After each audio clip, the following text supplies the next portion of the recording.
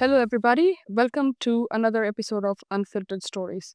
Today's conversation focuses on the gap between a technically successful SAP S4 migration versus a transformation that delivers measurable business results.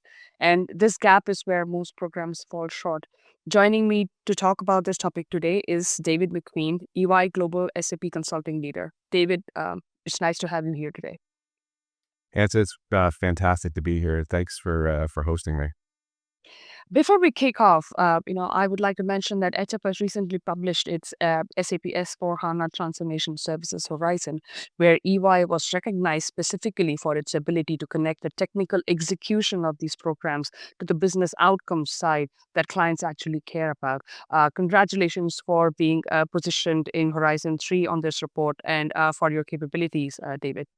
Yeah, listen, I appreciate it, Hansa. It's obviously a very important recognition.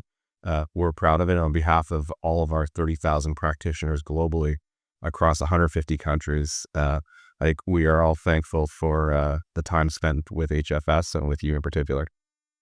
It was my pleasure. Uh, to kick off, my first question, David, is like you've been doing this for a long time, and we often see that large transformation programs, including at the S/4HANA transformations, often struggle because of data debt, process debt, and reworks that often compound right before go live. So, how is AI impacting that? How are things changing? This is a very exciting time that we are operating in as far as the technology world is concerned. So, how do you see that working in your space? Yeah, listen, it's a great question, Hansa. I think number one, I think what AI has brought to the table is an opportunity to accelerate aspects of SAP as well as larger ERP programs across different platforms. And there are probably three main things that AI actually highlights that have kind of been true for a number of years. So I'll highlight a few of those. Number one, we often advise our clients that the concept of data from day one has to be important. One of the longest poles in the tent is getting master data clean. And for those clients of ours and others that have been using ERP for a number of years, typically the data has not been governed properly. And so it becomes a huge amount of effort to get data clean into your new system. We often say that this is once in a 15 or 20-year opportunity for our organizations to use data as the new oil. I think with AI on top of bad data, it really does highlight the fact that data has become even more important in this age of an agentic enterprise. I think, number two, one of the things that, we always struggle with is making sure that we have the right people on the program, putting the A team, as we call it, from our clients. If we are going to agentify processes, we need to understand those processes from an end-to-end perspective and not focus on the functional area, but also looking at, things like order to cash or procure to pay from an end to end and making sure that we're agentifying the right processes. And we need the people that have the experience to do it. The example that I use all the time is, it's easy to agentify, for example, an AP clerk, but is that the right area to apply AI such that, you could, go from having a fairly low cost resource to putting a tokenization of AI that drives organizational costs to the roof. So, having that institutional knowledge is important. And the last piece here, which is probably the most important, is these programs are really human centered. And so what I mean by that is that this is an opportunity to drive real change in an organization. So not just focus on training and education, but having an end-to-end change management program that is robust, that has senior leadership support. And if you focus on those three areas, I think that's where we see technology programs be successful because they truly become business programs. And we know the technology works, but it's the human side that sometimes falls down. Well, that's an interesting point you made, and the fact that we've been talking about data being the new oil ever since the digital revolution began, and we talked about it during automation, we talked about it during the AI and ML wave that took over. What is genuinely different today, and what are the still remaining big pain points that organizations need to solve for? Yeah, I think the tooling that's available, Hans, is what's different, right? And so whether you're using AI to do it or a variety of other tools that help with the technical migration of data, the ability to rapidly clean data and then load it and test it is something that we'd never seen before. So in the past, this was a highly manual task, which took, just throwing FTEs at it. Now we can change the production function, leverage more technology than labor, and spend more time in the testing so that we can expose the data in the context of business processes and not just, wait till the end of a program to say, okay, we're finally getting a data load. We have a go live, that's coming up, and we need to kind of actually move forward without having robust testing. So it allows us to kind of trust and verify what's actually happening in the context of the software. On one side, we're talking about this technical migration. On the other side, we're talking about outcomes which are becoming more and more of interest to enterprises. Everybody wants to understand what kind of value they are going to get out of their technology investments, and commercial structures that are built around outcome linked models are becoming prevalent, especially in the SAP space. So, and I know EY has has your own flavor of this. So what are you committing to, and what should organizations be looking for when a vendor comes to them and says, hey, we can do outcomes? So how does that actually look in a contract? Yeah, so I think it kind of starts at the beginning, right? So gone are the days where most of our clients are running full force into signing an end-to-end program right out of the gate. We have this concept of EY around phase zero.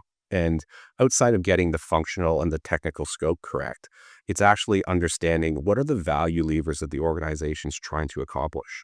There are areas today which we call brownfield, where this is really a technological debt where you're moving from one platform to the other. I think where we really focus on, and you've mentioned this at the outset, is around value creation. So through our Transformation Realize platform, we can identify all of those areas that will drive incremental value. And when you get that in a phase zero, which is a very small contained program, you can set up commercial arrangements to say, we want our design to focus on hitting all of these elements of transformation, making sure that it's actually driving, whether it's top line or bottom line impact for an organization. And I think as you kind of do those contracts, you can actually then, tie, acceptance criteria and tie, outcome-based pricing, into those programs. And I think most of our clients are now, on the second or third wave of ERP. And what they've realized, if they've done this, a few times, is that there typically is asymmetrical information where systems integrators or consultants have better information because we do this every single day. And so where we try to focus is put our client hat on and say, what are the things that we would want to deliver and achieve if we were in their shoes? And I think that's being, highly realized in the market, and our clients are appreciating, that as a position. Okay. And value is a moving thing, right? As transformation changes, as organizations changes, as they progress on the path, what they assign value to evolves with it. So how do you define the done, that okay, this is where we have delivered value, or is it also a moving target that you have to work towards and continue on a continuous journey with your customers? Yeah, so it's an interesting point, Hans. So I think we're in probably the most disruptive part of technology that we've ever seen in the last 30 to 40 years. And so while you get into a program and you need to deliver on whatever that program's set to achieve, the way that software is evolving and technology is evolving in the market, you constantly have to have this concept of value realization built into the operation and management of systems in the context of what the business is trying to achieve. And that's why, I mentioned this before, our Transformation Realize platform is something that is a continuous evolution where, businesses change, competition, new entrants, the divestitures, acquisitions happen on a very regular basis. And so the needs of the business have to change. Also, with the advent of SaaS software, the number of enhancements that are being brought to market to add additional value continues to be released on a quarterly basis. So we need to take advantage of those. And that's why, getting to some principles like clean core for SAP is very important, in that allows our clients to take advantage of all the R&D that SAP is putting into the market, but also additional alliance partners like Microsoft, like Snowflake, like Databricks, like ServiceNow, NVIDIA. This is a total package where we need to look at the whole ecosystem to take advantage of all of the new technologies that are being delivered. But when you're talking about outcomes and value delivery, right, contracts are not unfortunately structured that way. Procurement, legal, finance is still a roadblock that most programs hit because they are running processes the way they were run 30 years ago. How do you resolve that conflict?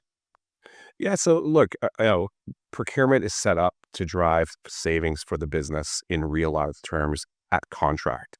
And I think, the conversation has to be elevated outside of procurement, to a business conversation, coming back to those value levers. Because if all it is driving savings from a time and materials or a fixed price within, signing a contract, a lot of value is leaked, through the procurement and commercial process. So, it's having the bravery to have that conversation. And look, not all clients are going to contract like that. There's, certain regulated industries have to run processes in a certain way.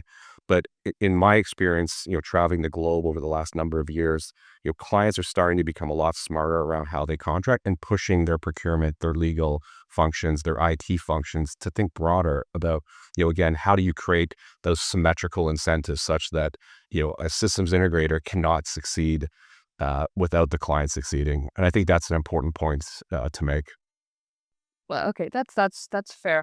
But there are several, areas where even businesses need to up their game, where they still keep running old processes and they keep scope that they have scope that keeps changing and expanding. Governance is an issue, so you cannot just put the blame solely on the provider. The enterprise is equally complicit. So, what are some of the failure modes that you're seeing on the customer side, and what do you think they should be, focusing on to fix it? Because you have seen this and done this so many times. What kind of perspectives and best practice advice can you give to our listeners? Yeah, so look, if we follow the thread that we do these short sprints, phase zeros to kind of understand the scope as well as the value that can be delivered. I think making sure that the business shows up in a cross-functional way during design. I think that's one of the most important phases, such that the business understands end to end what's actually going to be delivered, and putting together a project plan that goes after all of those aspects of value. In a lot of cases, it's not technology. It's changing things like the operating model that needs to adjust to changing business conditions. And so, having that perspective of, true advice going into this, where, some organizations just can't handle that level of change, but that the ones that are being most innovative are looking at all aspects of the business. And it's not just about SAP. We live in a heterogeneous environment where multiple applications have to integrate. And so, looking at, where are the ones that are truly going to drive, additional value for the business. I think that's the advice that I would give to a client, and making sure that, they have the fortitude from their senior leadership down into management and down to the team to understand, the real nature of the change and why this is all very important. Because look, Hansa, decisions get made at the team level day in and day out. Thousands and thousands of decisions get made on projects. And this is where what gets delivered on a project is typically not what gets designed up front. And so putting that, to your point, the governance in place to say, look, if we're going to deviate, we need to have a business case that meets a certain hurdle rate in order to kind of get approved. And otherwise, we default to what we agreed on the upfront phases of the program. Yeah, and you mentioned a great point that there are thousands of decisions that are made at the project level, and that knowledge is often lost. So, what do you recommend, in terms of being able to capture that knowledge and encapsulate it for future reference? Because oftentimes, ideas, innovations, and just come out of those on the ground problem solving that has happened behind the scenes. Yeah, and look, I think we've been doing this for a number of years, right? And having, the concept of a requirements traceability matrix, such that the decisions get made in the context of a very detailed, very detailed report as to why they got made, what processes they impact, etc. Uh, but also, with the advent of fairly new process mining tools, there are ways before you go live to actually understand what's the current state versus the to be, and using, whether it's AI or using process mining tools to do that. And you can highlight very quickly where the deviations, from what we were supposed to be doing versus perhaps, what was built. Okay. Given all the technology and all the AI and the tools that we now have in hand, if you had to change one thing about how large SAP transformations are structured, what would that be? Well, look, I mean, it's a great example of, the innovative ways that we can do work today. I think what COVID taught us particularly is that, you don't necessarily have to have the entire team onshore. And so, not only just leveraging technology, but leveraging global delivery centers to do functional work, not just technical work, to accelerate, the ability to scale the change. In a lot of cases, clients still want people on site, and I understand that from a change management standpoint. But more and more, the ability to deliver work in a global fashion has increased over the last number of years as a result of the pandemic. And so I think that would be one area that I would always encourage clients to think about, what's the nature of the on-site versus offshore, but also making sure that we're leveraging all of the available technologies to replace people in the context of technology. Wonderful. If you had to give one piece of strategic advice to our enterprise leaders who are listening to this video cast, just what would you want to leave them with?